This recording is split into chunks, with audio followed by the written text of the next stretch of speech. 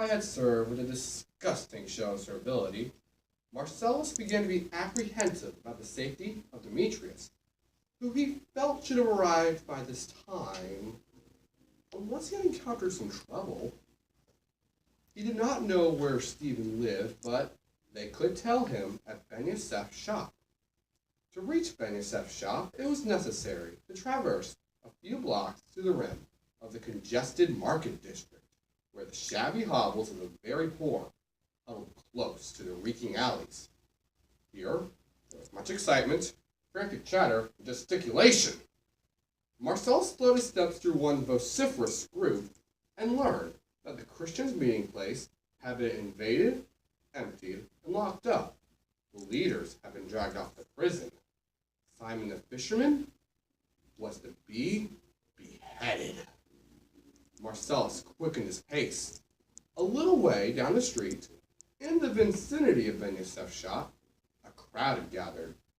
At the edge of it, apparently waiting for orders, ranged a company of legionnaires, negligently leaning on their spears. Someone in the middle of the crowd was making an impassioned speech. In a moment, Marcellus had drawn close enough to recognize the voice. It was Stephanus! Bareheaded, and in the brown tunic he wove at his loom, he had evidently been dragged out for questioning. And from the sullen silence of the throng, it was to be inferred that those people were willing to wait patiently until the reckless Greek had incriminated himself. Taller than most, Marcel surveyed the spectators with curiosity to discover what manner of men they were. Instantly, he divined the nature of his audience. They were well dressed, representing the more substantial element from the business part of the city. There was a sprinkling of young priests there, too. The face of the crowd was surly, but everybody was listening in a tense silence. Stephanus was not mincing his words.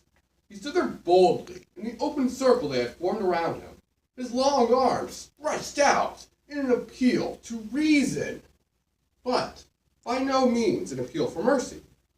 He was defiant, but he wasn't afraid.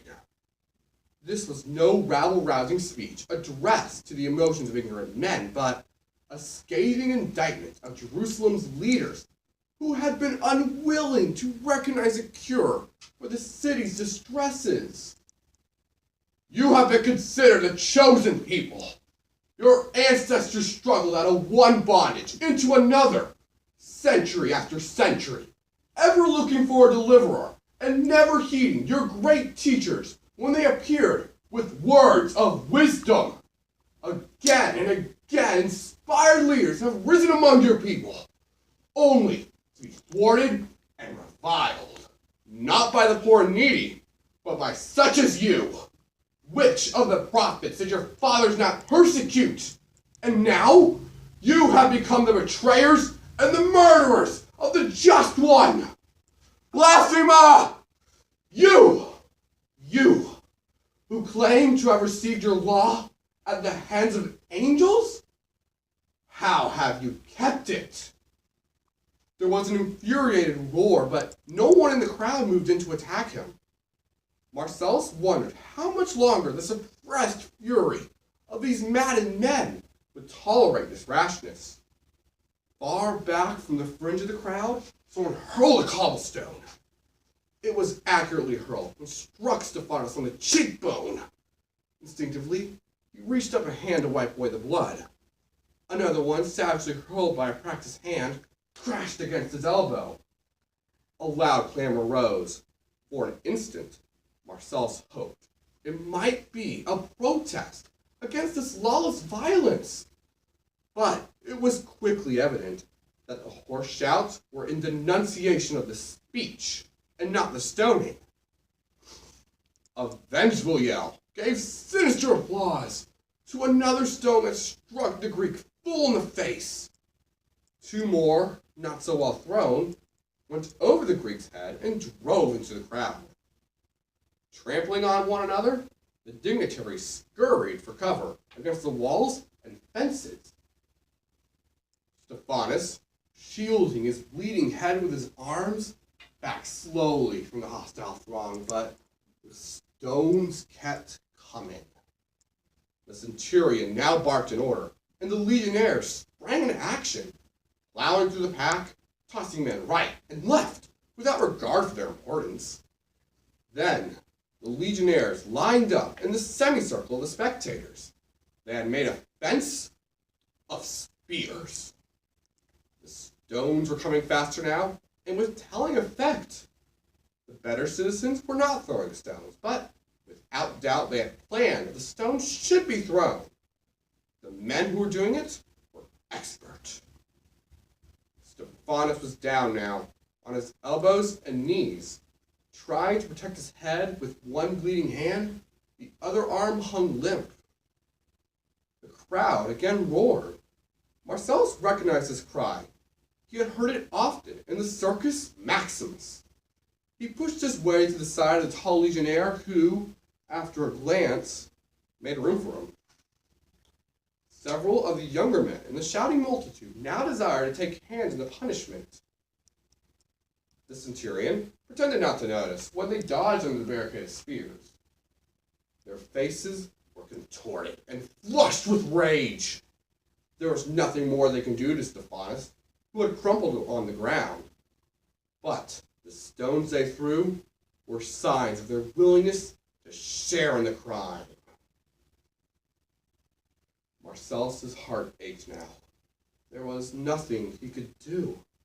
Poor Stephanus lay dead, or at least unconscious, but the dignitaries continued to stone him.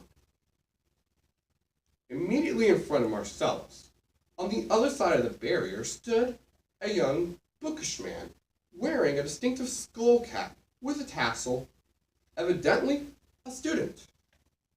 His hands were clenched, his face twisted with anger. Every thudding stone that beat upon the limp body had his approval. Marcellus studied his face, amazed that a man of such seeming intelligence could be so viciously pleased by such an exhibition of inhuman brutality. Towering over the short-legged fellow, Marcellus leaned forward and asked sternly, "What harm had he done to you?" "He's a blasphemer." "And how does the crime of blasphemy compare with murder? You seem to be a learned man. Perhaps you know. If you'll come to rabbinical school tomorrow, I shall enlighten you. Ask for Saul of Tarsus. I am a Roman citizen like yourself, sir." There were no stones flying now. The crowd was rapidly disintegrating. Marcellus, his brooding eye fixed upon the broken body of the gallant Greek, thought he saw a feeble movement there. A hush fell over the people. Stephanus was rising up on one elbow and now to his knees. The blood-smeared face looked up, and the bruised lips parted in a rapturous smile. Suddenly, Stephanus raised his arm aloft as if to clutch a friendly hand. "I see him! I see him! My Lord Jesus, take me!" The eyes closed, the head dropped, and Stephanus crumpled among the stones. The spectators, momentarily stunned, turned to go. Men did not pause to ask questions. They scurried away, as if frightened. The heart of Marcellus was pounding, and his mouth was dry, but he found himself possessed with an involuntary smile. He turned and looked into the bewildered eyes of the tall legionnaire.